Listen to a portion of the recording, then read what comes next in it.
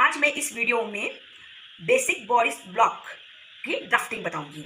इसके लिए क्या क्या लगता है, टेप, पेपर, मार्किंग के लिए पेन, स्केल एंड सीजर। तो चलो शुरुआत करते हैं। अभी हम ये जो फोल्डेड पार्ट है ये मेरी तरफ है, इधर हम फ्रंट मार्किंग करेंगे और इधर बैक रहेगा पीछे। तो दोनों एक साथ ही होगा, सिर्फ डिफरेंस कहाँ होगा, नेक में और आर्म होल में डिफरेंस रहेगा। और अब अभी स्टार्ट करते हैं। समझो ये 0 पॉइंट है। अब यहाँ से ये जो है, यहाँ से ए पॉइंट, ये जो लाइन दिख रही है, मार्क दिख रहा है, ये अपना नेक विड्थ है जो 3 से 3.5 इंच रहता है। ओके, ये देखिए 3.5 इंच। अब ये जो है फ्रंट भाग का नेक लेंथ है जो 4 इंच है। यहाँ से फिर मैंने नीचे 4 इंच मार्किंग कर दी है। अब इसका हम एक स्क्वायर बनाएंगे, ठीक है। अब ये बैक के लिए मैंने नेक यहाँ पे मार्किंग की है।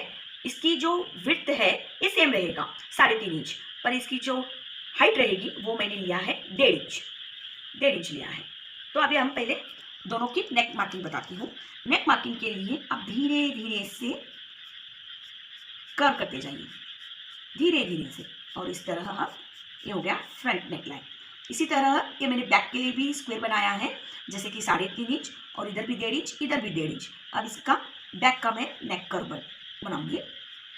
इसे धीरे धीरे एकदम स्लोली कर्व कीजिए। ये हो गया नेक।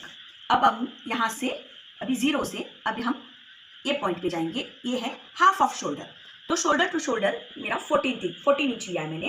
तो इसका ए 0 टू, समझो ए मार्क किया मैंने, ए 0 टू ए हाफ शोल्डर, यानी ये 0 टू ए 7 इंच, ये है 7 इंच।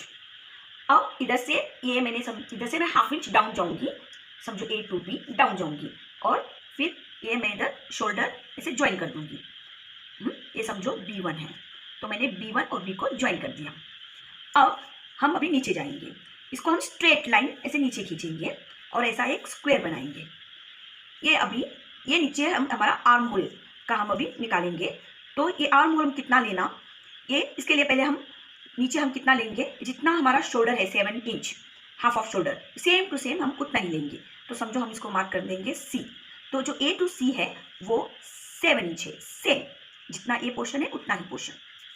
अब ये चेस्ट लाइन है, समझो ये D है और ये D1 है, ये हमारी चेस्ट लाइन है। ये 1/4 ऑफ राउंड चेस्ट 36 इंच लिया है मैंने, तो इसका 1/4, तो मतलब D to D1 is 9 inch. Okay, अब हम नीचे जाएंगे वेस्ट लाइन पे। समझो ये E है और ये E1 है, तो ये 0 टू E अपना वेस्ट लेंथ है। ये मैंने 14 इंच लिया है। ये 14, 13, 15 ऐसा हो सकता है। अब E to E1 1/4 of waist round मैंने इधर मार्क किया है। वेस्ट राउंड 34 इंच है, तो 1/4 ऑफ 34 इंच हमको लेना है। तो 34 का हाफ 17 होता है, तो 17 का अगेन हाफ इज 8.5, तो E टू E1 हम 8.5 लेंगे। अब हम इधर नीचे जाएंगे। अभी हम इसको मार्क करेंगे F और F1। अब ये 0 टू F अपना हिप लेंथ है जो लिया है 22 इंच, और F टू F1 ये भी 1/4 ऑफ हिप राउंड। अभी हिप राउंड मैंने 44 इंच लिया है, तो F1 1/4 ऑफ 44 मतलब 11 इंच। इस तरह अभी इसको ज्वाइन कर देंगे D1, E1 और F1 को। अब हम इधर आर्म होल को मार्किंग करेंगे। ये जो लाइन में ज्वाइन करूंगी ये मेरा बैक आर्म होल रहेगा। तो बहुत ही सिंपल, इस तरह हल्के हाथ से हम इसको ऐसे कर्व करेंगे और इसको ऐसे ज्वाइन करके ऐसे ये पार्ट थोड़ा सा सीधा रहना चाहिए, इधर हल्के हाथ से ज्वाइन करना चाहिए। कभी भी ध्यान दीजिए ये थोड़ा सीधा रहना चाहिए। अब फ्रंट आर्म होल के लिए हम ये C से हम थोड़ा अंदर आएंगे 1 इंच।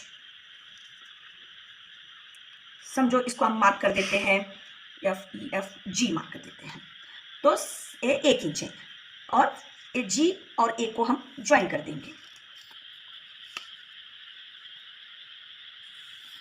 ये मैं फ्रंट आर्म होल के लिए बना रही हूँ।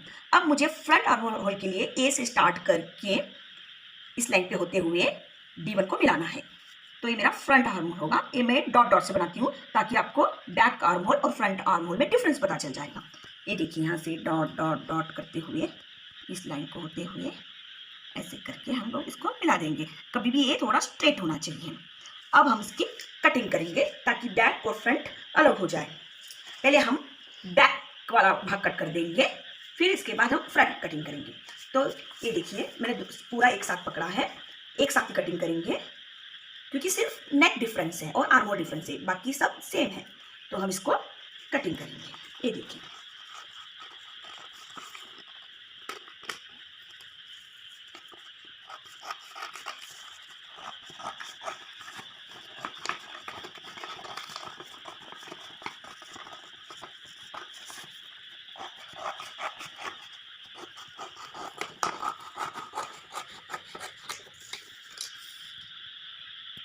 ये देखिए हमने बैक की कटिंग तो कर दी है इधर, अभी हम फ्रंट की कटिंग करेंगे। इसके लिए हम ये वाली फोल्डेड लाइन को कट कर देंगे।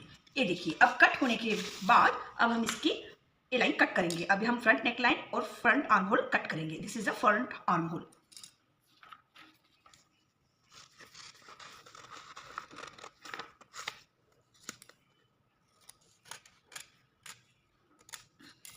ये वाली जो है फ्रंट आर्म होल है, इसको हम अभी कट कर देंगे।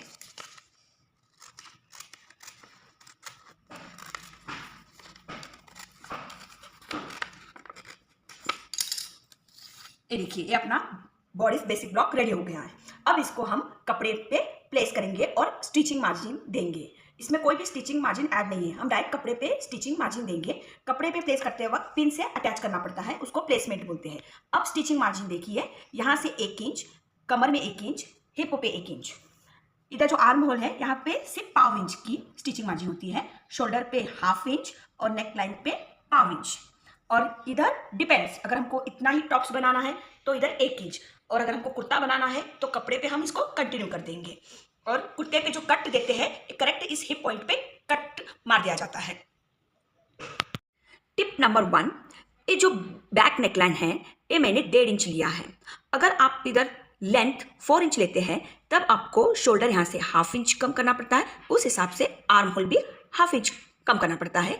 ये भी नॉर्मल बैक लेंथ में ही काउंट होता है। लेकिन अगर आप डीप नेकलाइन चाहते हैं, जैसे 5 इंच से स्टार्ट होता है, 5, 6, 7 वॉट एवर मेजरमेंट, वो डीप नेक लेंथ में काउंट होता है, तब आप शोल्डर 1 इंच कम करना पड़ेगा। उस हिसाब से आर्म होल भी 1 इंच कम हो जाता है।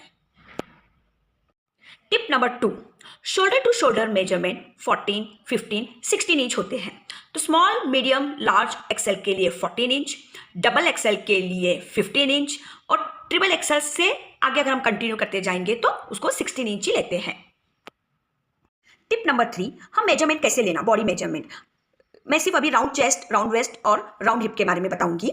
ये लेते वक्त तो एकदम टाइट भी नहीं लेना चाहिए और एकदम लूज भी नहीं लेना चाहिए, एक्जैक्टली मीडियम पकड़ के लेना चाहिए।